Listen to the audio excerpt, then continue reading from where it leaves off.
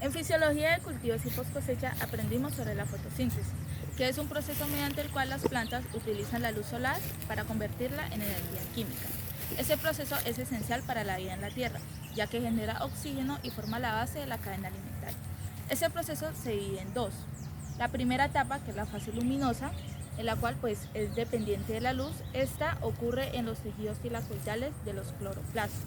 En esta se utiliza en los fotones de la luz para destruir la molécula del agua, generando oxígeno, ATP y NADPH. En la segunda fase, llamada fase oscura o fase independiente de la luz, ocurre en los estromas de los cloroplastos. En esta se utiliza el ATP, el NADPH y el dióxido de carbono para generar glucosa. Las plantas han desarrollado tres estrategias principales de fotosíntesis, C3, C4 y K, cada una adaptada a condiciones ambientales específicas.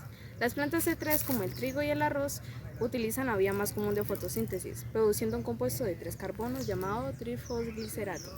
Este proceso es eficiente en climas templados con condiciones moderadas de luz y de temperatura. Sin embargo, en ambientes cálidos, la enzima rubisco puede actuar también con oxígeno, provocando fotorrespiración y reduciendo la eficiencia fotosintética. Las plantas C3 están adaptadas a climas cálidos y luminosos, como el maíz y la caña de azúcar. Estas plantas fijan el dióxido de carbono en un compuesto de 4 carbonos, antes de trasladarlo a células especializadas donde se realizará el ciclo del Calvin. Este mecanismo minimiza la fotorrespiración e incrementa la capacidad del carbono y también mejora la eficiencia del uso del agua, favoreciendo su crecimiento y en ambientes calurosos y secos. ¿Cómo afecta el cambio climático al estrés biótico? El estrés biótico se refiere a las presiones que los organismos se enfrentan debido a factores bióticos como competencias, depredaciones, enfermedades y parásitos. Este tipo de estrés puede tener impactos significativos en el cambio climático de distintas maneras. Primero, en la reducción de biodiversidad. Dentro de la reducción de biodiversidad tenemos competencias y enfermedades. En las incompetencias, ya que los organismos que no pueden competir efectivamente se extinguen, lo que esto reduce la biodiversidad. Entre las enfermedades, ya que un aumento de enfermedades puede afectar la población alterando el ecosistema. En segundo lugar, tenemos las alteraciones de ciclos biogeoquímicos, ya que la disminución afecta la capacidad de los ecosistemas para absorber carbono. En tercer lugar, tenemos el cambio en las interacciones ecológicas, ya que las oraciones bióticas pueden modificar las relaciones entre especies, lo que puede llevar nuevos equilibrios en nuestro ecosistema. Y cuarto, la adaptación y la migración de especies, ya que algunas pueden adaptarse y migrar a nuevas áreas en respuesta de estrés biótico y climático.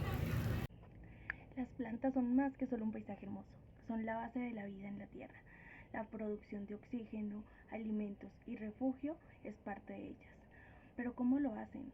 La respuesta es muy sencilla y está en su fisiología. Estudiar la fisiología de las plantas nos permite entender cómo capturan energía del sol, absorben nutrientes tanto del agua como del suelo y transforman todos estos recursos en frutos y semillas. Para nosotros, como tecnología agroambiental, estudiar la fisiología vegetal es clave para aumentar la productividad agrícola. Además, nos ayuda a comprender cómo las plantas se adaptan a su entorno, permitiéndonos restaurar ecosistemas y proteger la biodiversidad. El futuro de nuestro planeta está en nuestras manos. ¿Y por qué no estudiar algo que nos ayude a restaurarlo? El día de hoy yo más que todo le voy a hablar sobre el desarrollo y la maduración de la semilla.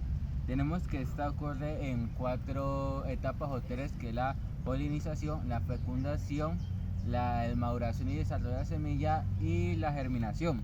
La polinización es el proceso mediante el cual la célula sexual masculina hace un acercamiento con la célula sexual femenina, así generando un embrión. Pero para hablar un poquito de la polinización, vamos a aclarar los órganos reproductores de la flor. Se dividen en 2, órgano reproductor masculino y órgano reproductor femenino. Fuera del órgano reproductor masculino tenemos al estambre, que está conformado por unas anteras, que son estructuras que tiene el grano de polen, un filamento, que es lo que une a la flor con las anteras, y el grano de polen, que es la representación sexual del órgano masculino.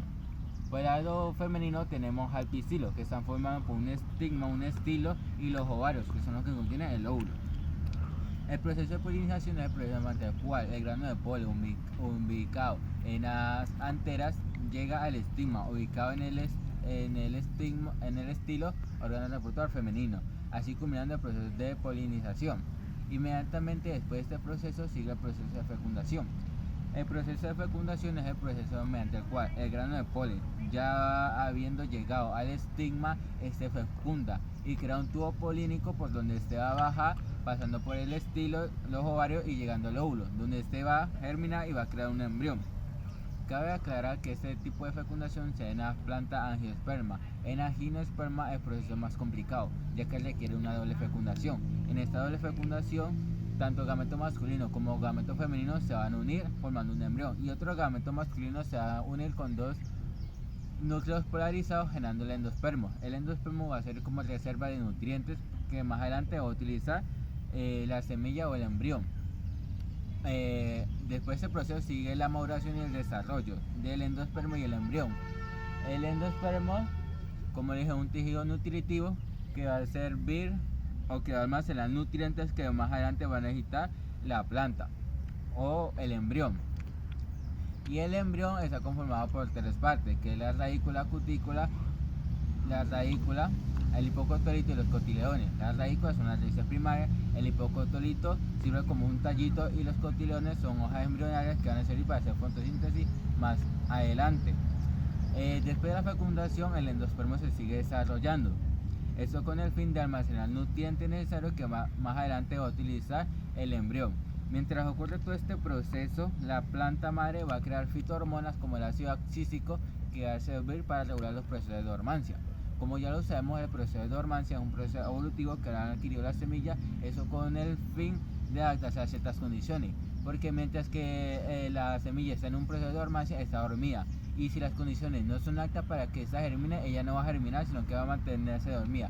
Cuando las condiciones son aptas para que esta germine, esta va a despertar y va a germinar. Creación de la testa. La testa está conformada por los tejidos del óvulo, es la parte madura de la semilla. Y cabe aclarar que la dureza de la testa depende del tipo de planta. Por ejemplo, las leguminosas tienen la testa muy dura y necesitan pasar por un tipo de estrés mecánico, como puede ser el tracto digestivo de un animal, para que eso se pueda romper. Y eso es la testa. Cabe aclarar que en muchas plantas el endospermo es ausente, entonces son los cotiledones los que almacenan nutrientes para que ésta pueda germinar más adelante. Germinación. El proceso de germinación es el proceso mediante el cual la planta ya ha nacido, ha evolucionado y es una planta que puede sobrevivir por sí sola. El proceso de germinación se divide en varias fases.